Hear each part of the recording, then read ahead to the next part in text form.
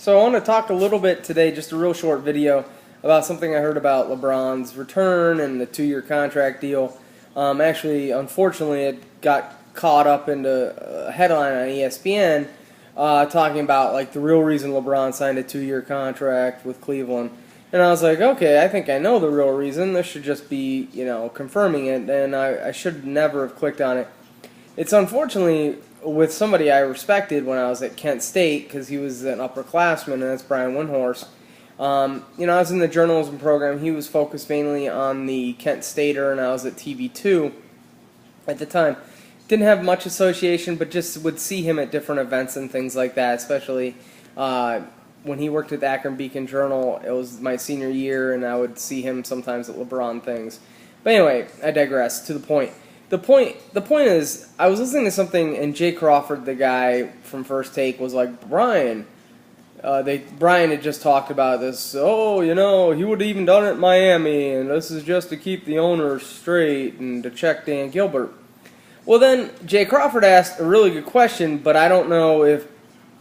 Yeah, I don't know, man. These ESPN guys have been. This whole last 2 weeks has not been good for them.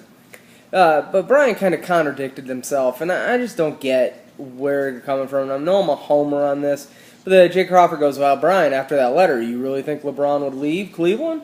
And, Brian goes, well, no, he won't leave Cleveland, but it's to put pressure on Dan Gilbert to make sure he has a team around LeBron.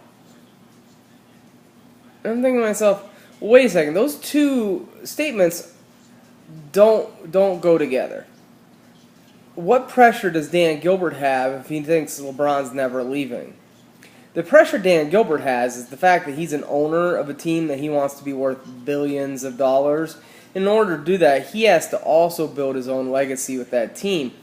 So, I don't think LeBron puts pressure on Dan Gilbert as much as Dan Gilbert does. I don't think LeBron was there when Quicken Loans was being built into a huge top 200 companies to work for, things like that. So I don't get the statement of, oh, he's trying to keep him in check, but he's not going anywhere. So how is he keeping him in check? Like, what is the purpose? And it was totally buried in the whole thing. The purpose was to make as much money as possible.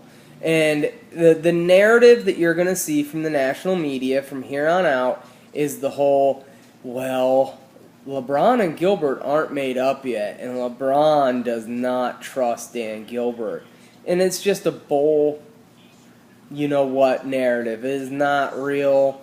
It is not, no one knows. I mean, that's the deal. These guys anymore are not journalists because, unfortunately, in the age of Twitter and things like that, your neighbor could scoop. I mean, look at when, what was that, Saddam? When we went in and got Saddam. What was it, on Twitter? Somebody said, wow, a bunch of U.S. helicopters overhead. It's like, so anybody could break the story. So unfortunately, journalism, and Brian is not, this is not a slam on him. I talked to him a couple times on Twitter, and he's had some snarky remarks to me about things that I've said to him. And honestly, I lost respect for him when he went and just basically followed LeBron. But that was more of a fan than thinking of a career-wise. It was a great career move for him.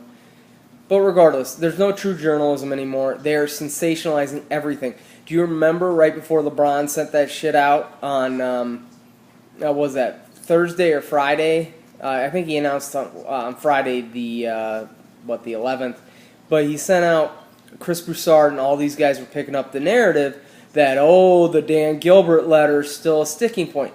They don't know anything. And the only thing Broussard has is he has a couple people in LeBron's camp. I don't even know if they're there anymore that are decent sources. They don't know anything. The letter was resolved on the 6th, and people were saying it was resolved 2 years before when Rich Paul and Dan Gilbert had met at the casino that Dan Gilbert owns, that Rich Paul gets treated like a king there. So, when you watch Sporstcenter, ESPN, do not have the sound on, because it's just sensationalized BS anymore. That's about all I wanted to talk about, because I couldn't believe how Windhorst was talking about one thing and then contradicting himself in the very next sentence. When they do things like that, they are either delirious from being on TV all that time during that last week and a half, or they just don't give a shit anymore. I'm not sure which one it is. In Brian's case, I hope he gives a shit, because I'll tell you what, at one time he was a good journalist. Now he's just fallen into the same national BS that ESPN is.